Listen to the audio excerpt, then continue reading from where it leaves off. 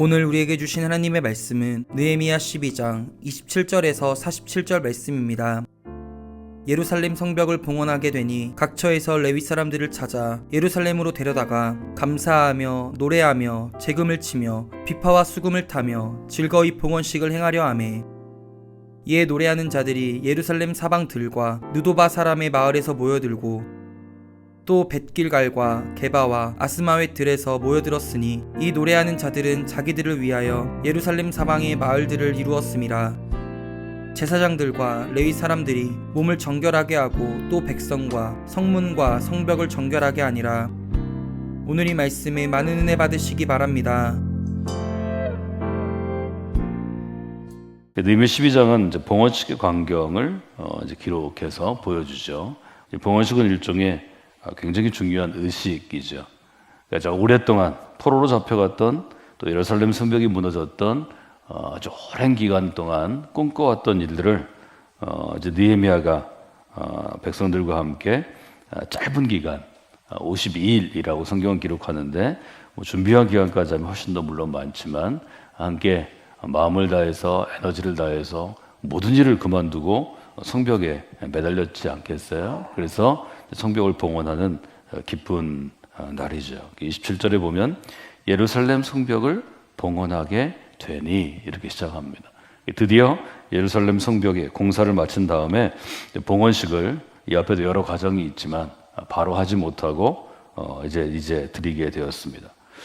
느헤미야는 굉장히 잘 계획하고 준비하고 또 치밀하게 이것을 실행하는 리더십을 이미 보여줬기 때문에 봉헌식도 느헤미야가 우리가 지금 예배를 드릴 때 또 어떤 사역을 할 때, 행사를 할 때 일일이 다 시나리오를 쓰게 하는데 행사 시나리오를 가지고 이 봉헌식을 준비했을 것입니다. 그래서 완성된 성벽을 봉헌하는 분위기는 우리가 쉽게 생각해 보면 너무 흥분되고 감동이 있고 또 기쁨이 있는 그런 자리인데, 27절은 봉헌식의 분위기를 잘 보여줍니다. 27절을 다시 한번 읽어볼까요? 예루살렘 성벽을 봉헌하게 되니 각처에서 레위 사람들을 찾아 예루살렘으로 데려다가 감사하며 노래하며 재금을 치며 비파와 수금을 타며 즐거이 봉헌식을 행하려 하매, 이렇게 되어 있죠. 어떤 일을 했는가 하면 첫 번째로 봉헌식에는 일종의 전문가들이 필요합니다. 봉헌식을 드리는, 예배를 드리는데도 전문가들을 이스라엘은 훈련시켰죠. 제사장들과 레위 사람이었습니다. 레위 사람이 없이는 제사를 제대로 드릴 수 없는 것입니다. 흉내는 낼 수 있죠. 한 번은 할 수 있죠. 근데 매일 새벽, 매주일, 1년, 10년, 100년 이건 못하는 것입니다. 전문가가 필요한 것입니다. 그렇기 때문에 봉헌식에서 각처에서 모든 곳에서 레위 사람들을 찾아서 데려왔습니다. 이 얘기는 무슨 얘기를 하냐면 예루살렘에 정기적으로 제사가 드려지지 않았다는 것입니다.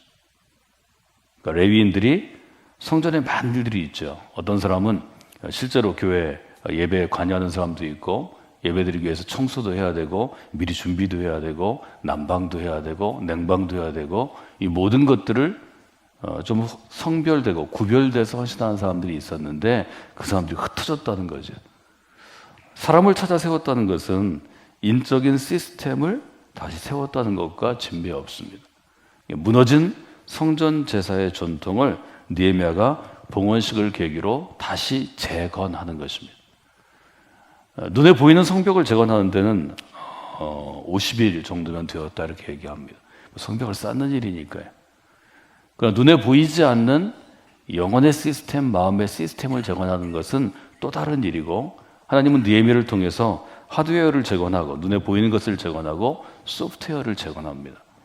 교회 안에도 전문적으로 훈련된 헌신한 사람들이 풀타임으로 그 일만 24시간 하는 사람이 있고, 또 우리가 자기 일을 하면서 섬기는 성도들이 있습니다. 이들을 데리고 이제 봉헌식을 세우는 것인데, 지금으로 얘기하면 예배의 형식과 전통을 다시 세우는 거죠. 저는 분위기가 아주 중요하다고 생각합니다.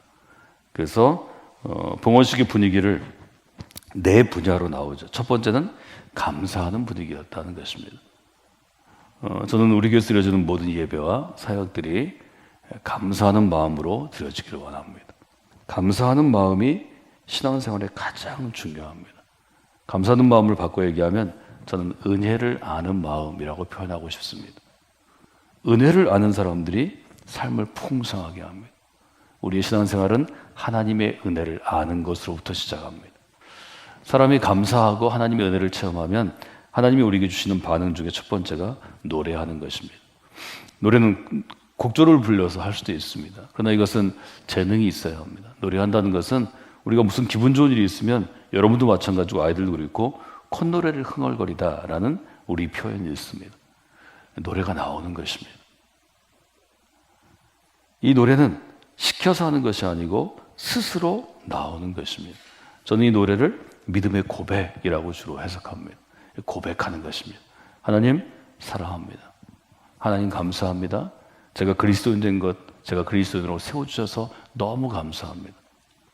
그 고백이 죽어 있으면 예배는 죽는 것입니다. 예배는 고백이 풍성한 것입니다. 예를 들어 저희들이 어떤 사역을 하면 제가 미디어 만드는 우리 사역자들에게 인터뷰를 좀 하라고 얘기합니다. 새벽기도에 참석하고 나가는 부모가 아이들이 제게 오늘 이러한 일이 있었습니다. 이 고백을 나누는 것이 곧 교제입니다. 교제가 밥 먹고 어디 놀러 가고 이걸 교제라고 그러는 게 아닙니다. 교제는 내 마음에 있는 것을 상대에게 알려주는 것입니다. 상대의 마음에 있는 것을 내가 받아들이는 것입니다. 그래서 이것을 소통한다라고 표현하죠. 영어로 커뮤니케이션은 주고받는 것입니다. 뭘 주고받나요? 내 마음의 고백을 주고받는 것입니다. 그것이 교제입니다. 노래는 곧 고백이고 고백은 곧 깊은 교제로 이어지는 것입니다. 여러분 이 토요일 새벽에 여러분의 마음 가운데 신앙의 고백이 살아 움직이면 오늘과 내일 우리 교회는 모든 성도들의 마음 가운데 동일한 역사가 있을 줄로 믿고 감사를 드립니다. 여러분이 그런 역할을 하시는 게 중요합니다. 여러분이 그런 역할을 감당하겠다고 이 시간 도전받는 게 중요합니다. 그리고 마음을 품고 기도하시면 하나님께서 일하기 시작하십니다. 우린 그것을 성령의 역사라고 부릅니다. 세 번째는 어떤 것인가요? 재금치며 비파와 수금을 타며입니다. 지금으로 얘기하면 악기들이죠. 악기는 크게 나누면 세 가지밖에 없습니다. 첫째는 타악기입니다. 두드리는 것입니다. 뭐 심볼즈가 됐든지 요즘은 다 모아서 드럼으로 모으죠. 요즘엔 또 퍼커션이라고 여러 악기들을 씁니다. 타악기, 두드려서 내는 소리입니다. 또 하나는 어떤 것인가요? 현악기입니다. 비파죠, 비파. 비파는 우리로 얘기하면 바이올린, 첼로, 비올라, 더블 베이스 뭐 이런 것들입니다. 현을 퉁기거나 켜서 소리를 내는 것입니다. 세 번째는 어떤 것인가요? 부는 것입니다. 우리로 얘기하면 필입니다. 관악기입니다. 뭐 서양은 금관과 목관을 나누기는 하지만 어쨌든 관을 통해서 나오는 소리입니다. 타악기나 현악기나 아니면 관악기를 썼다는 거죠. 지금으로 얘기하면 오케스트라를 동원했다는 거죠. 재금을 치고 비파와 수금을 타며 느헤미야가 전체를 아우르기 위해서 지금 그 봉헌식을 준비했다는 거죠. 이렇게 잘 준비되고 헌신된 예배, 한 사람이 아니고 모든 사람이 집중하는 예배에는 어떤 일이 있나요? 즐거이 봉헌식을 행하려 예배하는 기쁨이 있습니다. 예배 즐거움, 기쁨이 있다는 거죠. 감사, 노래, 연주 즐거움이 가득한 예배를 위해서는 준비한 노력이 필요합니다. 느헤미야와 돕는 사역팀이 준비한 봉헌식은 어떤 열매를 맺게 되었나요? 43절 한번 읽어볼까요? 43절입니다. 이날에 무리가 큰 제사를 드리고 심히 즐거워하였으니 이는 하나님이 크게 즐거워하게 하셨습니다. 부녀와 어린아이도 즐거워하였으므로 예루살렘이 즐거워하는 소리가 멀리 들렸느니라. 이스라엘 백성들은 봉헌식을 드리고 심히 즐거워하였습니다. 얼마나 즐거워했는지 예루살렘이 즐거워하는 소리가 멀리 들렸습니다. 기도하기 전에 저희가 하나 더 이 본문에서 우리가 봐야 될 교훈을 보자면 느헤미야는 이렇게 예배 전체를 준비하고 그 다음에 실제로 참여하게 합니다. 31절에 보면 이렇게 되어 있는데요. 이에 내가 유다의 방백들을 성벽 위에 오르게 하고 감사 찬송하는 자의 큰 무리를 둘로 나누어 성벽 위로 대오를 지어 가게 하였는데 한 무리는 오른쪽으로 본문을 향하여 가게 하니. 봉헌식을 하면서 하나의 일종의 이벤트를 만듭니다. 그것은 무리를 둘러 나온 것입니다. 그래서 한 무리는 오른쪽으로 돌게 하고 한 무리는 왼쪽으로 돌게 합니다. 그리고 끝에 가서 만나겠죠.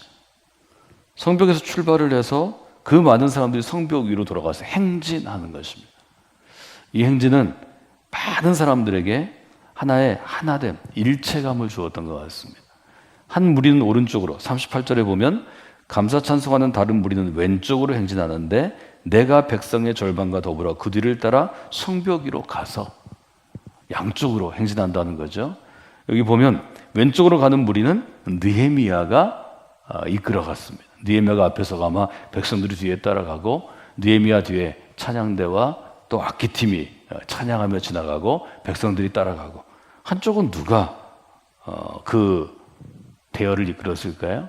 36절에 보면 그의 형제들인 스마야와 아사레와 밀랄레와 길랄레와 마야와 느다넬과 유대와 하나니라 다 하나님의 사랑 다윗의 악기를 잡았고 악기 든 사람이죠. 학사 에스라가 앞서서 샘문으로 전진하여 성벽으로 올라간 곳에 이르러 느헤미야는 굉장한 일종의 프로듀서입니다.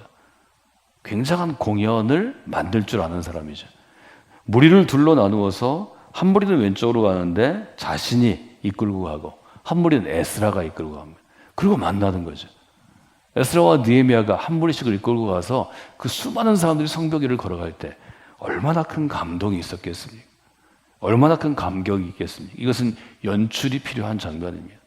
느헤미야는 아주 세심하게 계획하고 실행력이 있고 지혜롭고 믿음이 있을 뿐만이 아니라 연출력도 있는 굉장히 좋은 리더였다는 걸 우리가 보게 됩니다.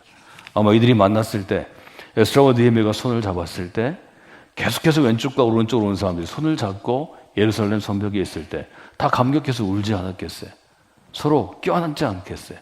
하나의 공동체를 만드는 놀라운 역사가 이 봉헌식 가운데 있었던 것을 우리가 보게 되죠. 이렇게 한 이유는 어떤 것인가요? 이 성벽이 견고한 것을 알리기 위한 것입니다. 여러분 기억하시는데 성벽을 쌓지 못하게 방해할 때 느헤미야 4장에 보면 도비아가 이렇게 얘기합니다. 3절 암몬 사람 도비아가 곁에 있다 이르되 그들이 건축하는 돌성벽은 여호가 올라가도 곧 무너질 것이다. 너희들이 그걸 쌓아봐야 여호가 올라가도 무너질 정도로 약할 것이라고 얘기했죠. 지금 느헤미야는 얘기하는 것입니다. 여호가 아니라 성벽을 쌓은 이 수만 명이 올라가도 이 성벽이 무너지지 않는다고 강변하는 것입니다. 증거하는 것입니다. 성벽을 걷는 사람들은 생각했을 것입니다. 아, 우리를 반대하는 도비아는 여우가 올라가도 무너지리라고 약하게 얘기했는데 우리 수만 명이 다 올라가도 성벽이 무너지지 않을 정도로 견고하구나. 아, 우리 예루살렘이 잘 되겠구나. 우리 이스라엘이 다시 부흥하겠구나. 우리가 다시 새로운 나라, 새로운 제사 공동체, 새로운 신앙 공동체를 세울 수 있겠구나. 이런 격려가 그들 가운데 있었다는 것을 우리가 다시 한번 돌아볼 수 있습니다. 여러분이 귀한 역사가 내일 우리 주일의 예배 가운데 바로 이 자리에서 우리 가운데 일어나도록 여러분이 기도하시는 귀한 시간이 되시기를 원합니다.